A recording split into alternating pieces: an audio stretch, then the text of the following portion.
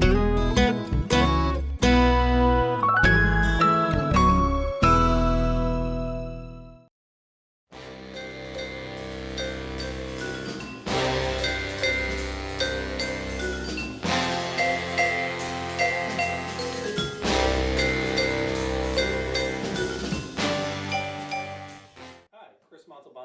I'm the principal at Pilgrim Title Insurance Company here in East Providence, Rhode Island, a proud agent of Connecticut Attorneys Title Insurance Company, and that's our lead into having our guest today, Jim Czapiga, Chairman and CEO at CATIC, New England's largest domestic title insurance company, doing business in all the New England states, New York, New Jersey, Pennsylvania, Florida, yep. The Sunshine State. Sunshine State, absolutely. Why not?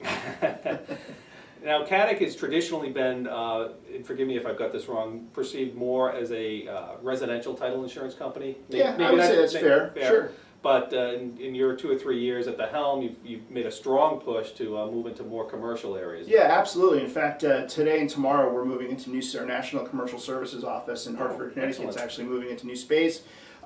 We are now writing a lot more in the commercial arena. And the overall percentage of our business that comes from commercial has risen over the last few years because of that. So we're able to insure deals up to $500 million and even beyond.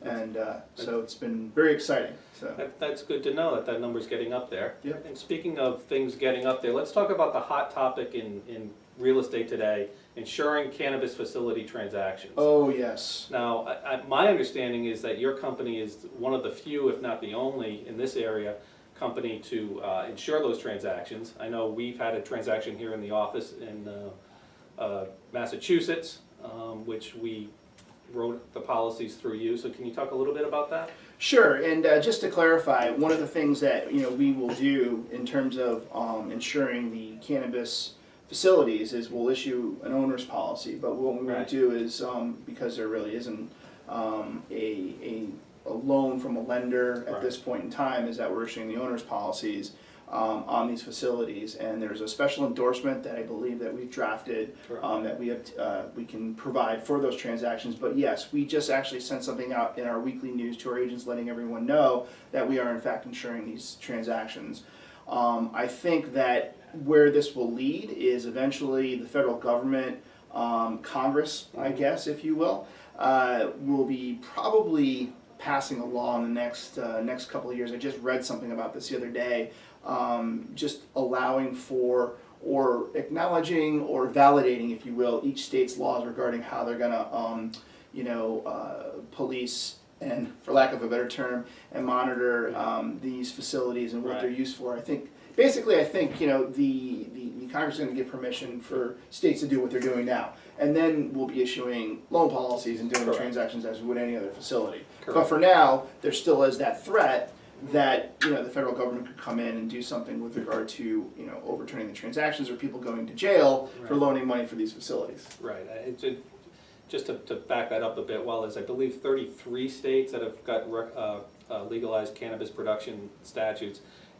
Cannabis is still a Schedule I drug, so there's a violation or a potential violation of federal law there. So that creates the dynamic tension, if you will. And as we move closer to having that resolved, and while there's a term of uncertainty, CATIC has stepped up and crafted a way to insure owners. Now you say not typical loan policies in these deals, and that's because lenders still are uneasy about lending? Traditional institutional lenders? Absolutely. It's a no-no for most lenders.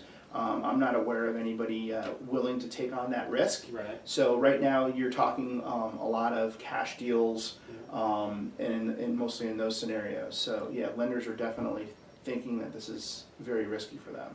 So, but like I say, we're able to do it. We can issue owner's policies and insure with CATIC or let your deal go up in smoke. Well, we'll let it go with that Cheech and Chong reference right there. Thanks, Chris.